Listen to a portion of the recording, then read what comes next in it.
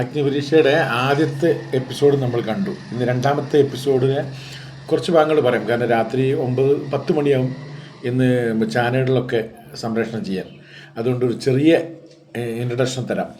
അതായത് ഇന്ന് രണ്ടാമത്തെ ടീം, അതായത് ഇന്നലെ തോറ്റ ടീം, ഇന്നലെ പരാജയപ്പെട്ട 20 പേര് ഇന്ന് സ്റ്റേജിലേക്ക് വന്നിട്ടുണ്ട്. അതായത് ഇപ്പം അറിയാലോ, നമുക്ക് ജഡ്ജസ്മാർ അഖിൽമാരാണ്. അതായത് rough and tough, Ranjini Haridas, fearless, പിന്നെ റിയ സലീം, ഗെയിം ചേഞ്ചർ.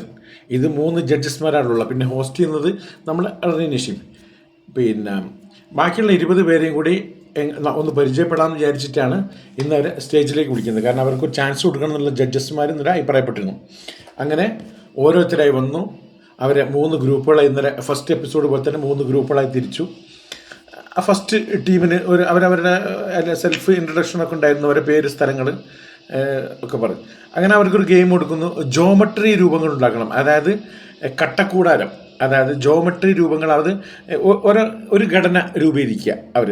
അങ്ങനെ ആ മത്സരത്തിൽ ശരിക്ക് ജോഡി രൂപങ്ങൾ ബാലൻസ് ചെയ്ത് വെക്കണം. അതായത് ഒരു സംഗതി ഒരു പിരമിഡ് പോലെ കെട്ടണം, എന്നിട്ടത് ബാലൻസ് ചെയ്ത് ബസറടിക്കുന്നവരെ അത് വെക്കണം. അതിൽ ജയിച്ചിരിക്കുന്ന എന്തായാലും ഷൈജു ഫസ്റ്റ് അടിച്ചു, സെക്കൻഡ് രാകേഷ്. അങ്ങനെ സെക്കൻഡ് ടീമിനെ വിളിച്ചു. സെക്കൻഡ് ടീമിൻ്റെ എന്താ പിന്നെ ഒരു മുളവടി കൊടുക്കും. അതിനു മുമ്പ് ഒരു ഡാൻസൊക്കെ ഉണ്ട്. അതായത് ഒരാൾ ചെണ്ട മുട്ടി വരുന്നു, ആ ചെണ്ട മുട്ടി വരുന്ന ആളെ സ്വീകരിക്കുന്നു. ചെണ്ട അങ്ങനെ അടിച്ചുകൊണ്ടിരിക്കുമ്പോൾ പെട്ടെന്ന് സ്റ്റോപ്പ് ചെയ്യുന്ന സമയത്ത് ഇവരുടെ കയ്യിൽ ഒരു മുളവടിൻ്റെ റൗണ്ടിലാണ് നിൽക്കുക. റൗണ്ടിൽ നിന്നിട്ട് ഈ മുളവടി കുത്തിപ്പിടിച്ച മുളവടി ഇവർ ഇങ്ങനെ ചാടി കളിക്കണം. അതായത് ഈ ചെണ്ടയുടെ അടി എപ്പോൾ സ്റ്റോപ്പ് ആകുന്നോ അന്നേരം മുളവടി കൈവിടണം.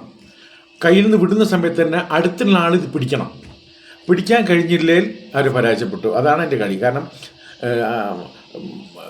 അടിക്കുന്ന അടി സ്റ്റോപ്പ് ആകുന്ന സമയത്ത് പെട്ടെന്ന് എല്ലാവരും കൈയെടുക്കണം. ഈ 6 ആൾ ചുറ്റിലും നിന്ന് ഇങ്ങനെ കളിക്കുന്ന സമയത്ത് ഈ മുളവടി വിടുന്ന സമയത്ത് തന്നെ തൊട്ടടുത്തുള്ള ആൾ ഈ മുളവടി പിടിച്ചിരിക്കണം. കയ്യിലുള്ളത് വിടുകയും വേണം, മറ്റുള്ളവൻ്റെ താഴ്ന്നു വരുന്ന മുളവടി പിടിക്കുകയും വേണം. ഇതൊരു ഗെയിമാണ്, നല്ല രസമുള്ള ഗെയിമായിരുന്നു.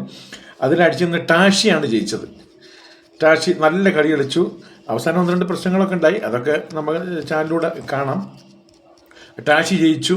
പിന്നെ ജെറ്റി സെക്കൻഡുമായി. അതിൽ മൂന്നാമത്തെ ടീമിനെ വിളിച്ചു. മൂന്നാമത്തെ ടീമിന് എന്ന് പറഞ്ഞാൽ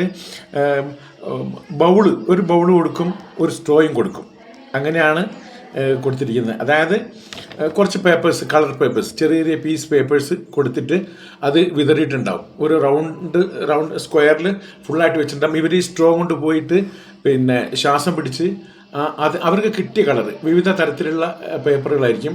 അത് ആ സ്ട്രോ വായിൽ വെച്ചുകൊണ്ട് വലിച്ച് പിടിച്ചിട്ട് ശ്വാസം പിടിച്ച് അത് കൊണ്ടുവന്ന് ഈ ബൗളിലേക്ക് നിക്ഷേപിക്കണം.